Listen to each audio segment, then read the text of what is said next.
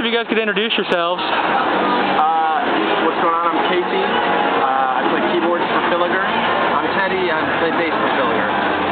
How'd you guys get started? You have an interesting kind of hybrid sound. Yeah, you know, we've been a band for 11 or 12 years. We started it back in high school, when we were in high school. It was just something to do on the weekends. You know, we all played hockey together with our friends. You know, it's just, we kind of kept it going. You know, there was never a point when we decided there were more important things to us, because this has always been important and fun, and you know, the music's definitely evolved. I mean, we started as teenagers, and as everyone most knows, as you get older, your music tastes change, and so we've sort of felt the evolution of that, as sort of arrived at rock and sort of blues. Well, speaking of musical tastes, so what are the influences behind what you'd hear on a current Filligar album? Well, yeah, we're from Chicago, so we definitely have the blues influence. We grew up all kind of obsessed with Wilco, which is another Chicago band, but it's kind of all over the map. We listen to everything. You know, I started playing classical piano when I was 5. Classical's been a big influence on me. Jazz, blues, rock, everything. I mean, you know, people liken us a lot to, you know, 60s and 70s rock and roll, which, hey, I mean, you know, we love that stuff, you know, but it's kind of all over the map, you know, contemporary stuff, electronic.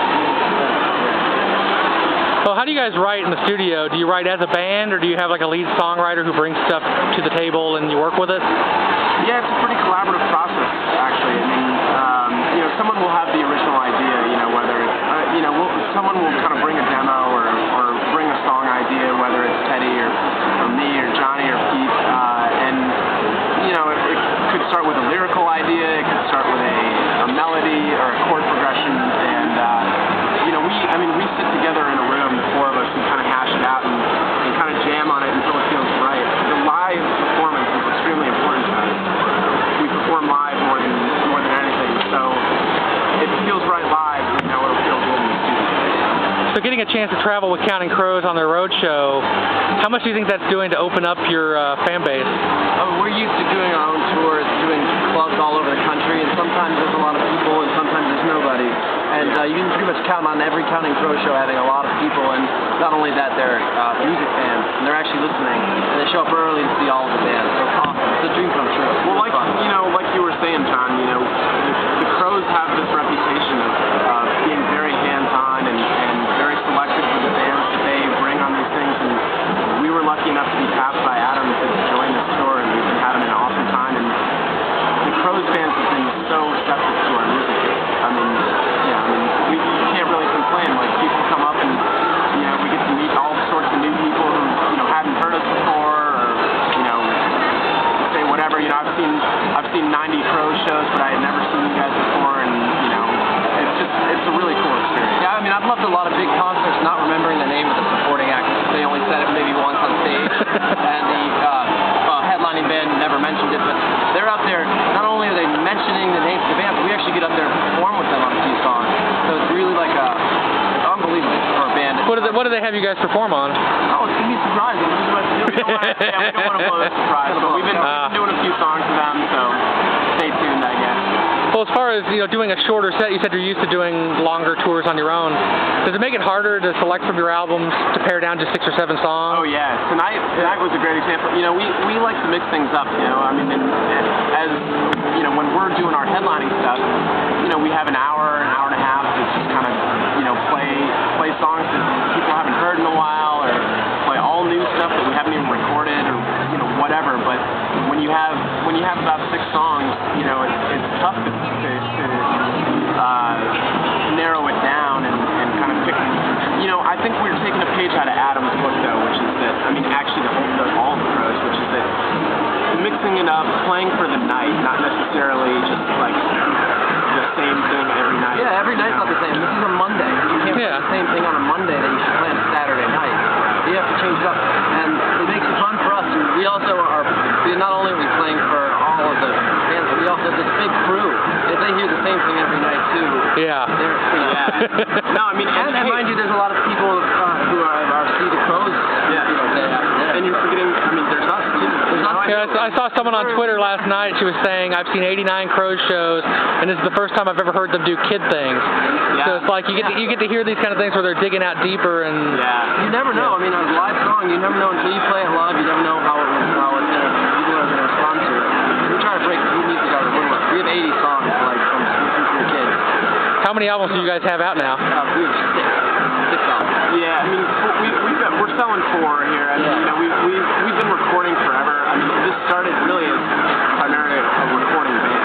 You know, we were playing, you know, 5 shows a year, and the rest of it was just writing and recording in our basements and you know, approaching it like that. And you know, it's changed over the years. Yeah, we've only had one release that we really toured on, so heavily. So this upcoming release that we're going to release in this fall will be really our second album that we've gone out and promoted and played live. Well, I saw your new album. It said something about being nominated for Best Rock Album.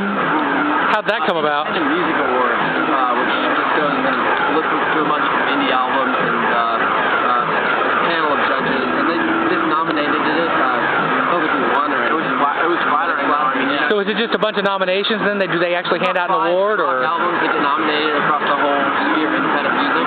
It was amazing. I mean, you know, of all the independent albums that were released last year, that somehow they selected ours to be a finalist. It's nice. It's not going to hard rock album of the year. I mean, it's like It's something you can put on the front of the album and say, hey, maybe this is one you should buy. Yeah, but, you know, I mean, honestly, like we're not in it for the accolades or anything like that, or you know, I mean, it's kind of like reaffirming. You know, I mean, it's fun to know that people are listening and that people appreciate the music. I mean, as much as we appreciate it. Yeah, as long as the criteria is right, sometimes the criteria is all wrong. That's the album we always recommend. Well, so if someone wants to find out more about you, where can they go on the internet to find you? Filligar.com, Filligar.com.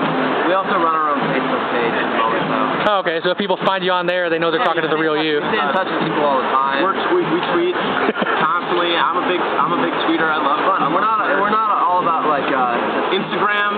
I take a ton of Instagram photos. I love it, man. We like interacting with people. It's not about it's not about self-promotion. Which is how that kind of stuff started off. Well, you've been doing it for 12 years. You've got to be doing it for a reason. Yeah. Oh, dude, it's so much fun, and it's just honestly the most fun thing is meeting people who give a damn. You know what I mean? Who actually come to the Crow Show early and check our set out, and you know, or find us online and care enough to share it with a friend. You know, so that's what we really. That's why we keep doing this. Yeah, it keeps us going in more ways than just one. Well, normally I ask this of more like long-term bands, and I thought you guys were just getting started out, but now I know you've been 12 years though. What do you wish somebody would ask you about, but they never do? That is an awesome question. That's a great. Maybe that's the right question. You know, I'm telling you, sometimes you know, it's like getting those same questions every time. You know, like whatever. What does the band name mean? I feel like we get that one a lot. I'm not telling in this interview. Look it up. Maybe it's my phone number. Google, people. Look it up. Yeah, I'm not giving you my phone number. Yeah, I wish more people would ask us for my phone number. Man, I wish, you know, I don't know, I guess. I wish someone would ask me to come and play in Australia. Oh, yeah. Oh, you've never toured down under? Never toured down under. We were lucky enough to do a UK tour last summer. Well, because their summer is our winter, and I don't think I can deal with another Chicago winter. I've heard our last album in the winter in Chicago is brutal.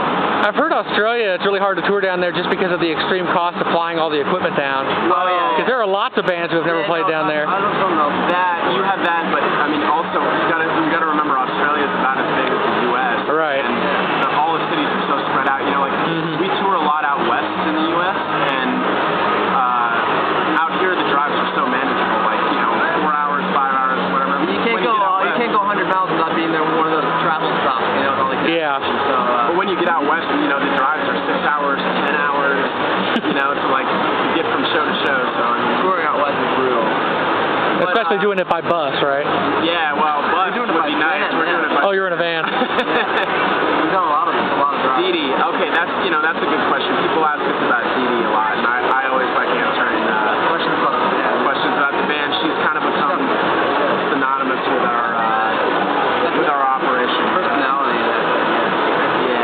not about to abandon her for a plane like an Almost Famous? Right, yeah, no, not quite. I mean, Death at 30,000 feet. Let's go with that. I put wings on that thing before I tried to go on it. Yeah, she's a smooth ride, man. She's a smooth ride. Dee Dee is her name. You can find her all over. D-double-E-double-E. Well, it's nice talking to you guys. Hopefully I'll be hearing a lot more from you guys in the future. Yeah, likewise. We're gonna keep making noise, and hopefully. Yeah, we're always